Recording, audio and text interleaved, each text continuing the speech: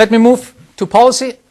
I said in the beginning there's a couple of areas in which policy is really doing very well in New Zealand, in particular in the way employment services are being delivered. And let me just mention a few of the things where we believe development has been very promising in New Zealand. One is in the area of harmonization of medical assessments for invalids benefit and sickness benefit. That is an area in many other countries quite problematic because those assessments are completely different for the two. The introduction of case managers and specialized disability advisors has been very promising.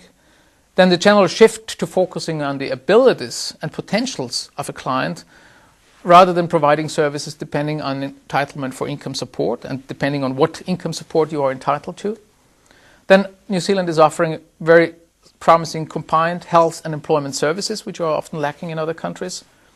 There's also a special fund for innovative solutions, which we believe is very important because we're still in an area where we need lots of experimentation and innovation to find out what really works for whom, and having funding available for that is therefore particularly important. And eventually, through the Pathways to Inclusion strategy, New Zealand has also seen a real improvement in terms of vocational outcomes and earnings outcomes for those going through vocational rehabilitation. So all these changes are very much good practice across the OECD and changes in the right direction. Now, maybe more important for you as in view of the mandate of the Welfare Reform Working Group are what we believe are the main areas where New Zealand could do better or more. And as I said in the beginning, there's basically three areas. The first one is a bit of a lack of systematic early identification and intervention. We know that from research all over that once a person has been inactive for too many years, it's almost impossible to bring him or her back into the labor market. So actually what really matters is time. The earlier we manage to get services to people, the earlier after the beginning of a health problem, the more likely the chance is that that person would stay in employment or possibly get back to employment. So what is actually pretty weak in New Zealand is absence monitoring of workers, for which many other countries, in particular European countries, have established a very specific set of rules and regulations on what exactly has to be assessed and looked at what stage, and at what time of the process it is important. You will have to prepare a rehabilitation plan and by whom this has been done, and more focus on having doctors, employers and the public authorities working together on these issues. This is largely lacking in New Zealand.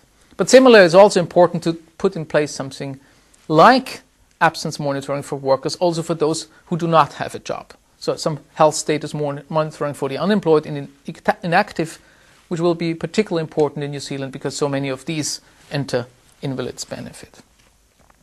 So by and large, what is essential is to break the link from sickness to disability by being far more active in the sickness phase.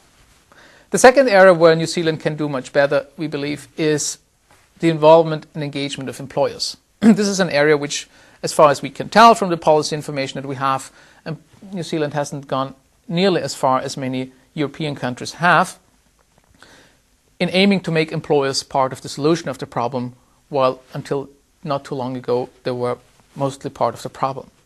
And the issue here really is about providing far stronger financial incentives for employers and give them more obligations in order to ensure that they do everything to make it possible for a worker to stay in employment. So some countries have gone really very far in terms of making employers responsible for paying a very long period of sickness benefit. So there is a real strong incentive to avoid sickness or to keep it as short as possible. And in some countries, like in the Netherlands, for instance, an employer has to pay sickness benefit for a whole 2-year period for his own workers, and even has to continue paying for a number of years for the cost of disability benefit should that person not have remained in work successfully, but actually is entering disability benefit. So I think that's a long way to go to the Dutch case, but there's many ways of improving obligations and incentives for employers. And what is important is to match these new obligations and requirements with better tools and supports so that employers could actually fulfill their obligations. And the third big area where more could be done and more should be done is in the area of participation requirements for beneficiaries and those applying for invalids and sickness benefit. So there is no requirement at all at this stage. All the services that are put in place, which are so well structured and so well designed, the take-up of these services entirely depends on the willingness of the person to do so.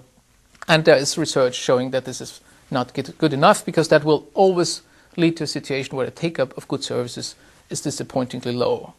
So in a way, raising expectations and obligations for people we want to target with the service is very important in exchange for the better supports that we are providing to these people. And this is obviously a very sensitive issue. It's already a very sensitive issue for New Zealand in relation to lone parents, where this is perfectly normal in most OECD countries, and it's probably even more difficult for this group, for which even other OECD countries have been very carefully putting in place participation requirements. After all, the ultimate goal of such requirements would actually be to apply a more similar approach for all working age benefits, irrespective of what group of benefit you are put in. And in that said, that actually ideally our vision would be that there is actually only one working age benefit, and that the services would not depend at all on that benefit, but just on the person's needs. And in a way, New Zealand has done very promising attempts to move to a single working age benefit many years ago, attempts which unfortunately have been halted, which is very unfortunate from our point of view, because New Zealand could have set a very interesting example for the rest of the world how to go about putting in place a single working age benefit. And we would be curious to see what is going to happen in this area in New Zealand in the years to come. And that was my last statement. Thank you very much for your attention. I wish you a productive and effective, successful continuation of the meeting. Goodbye, New Zealand. It was a real pleasure for me.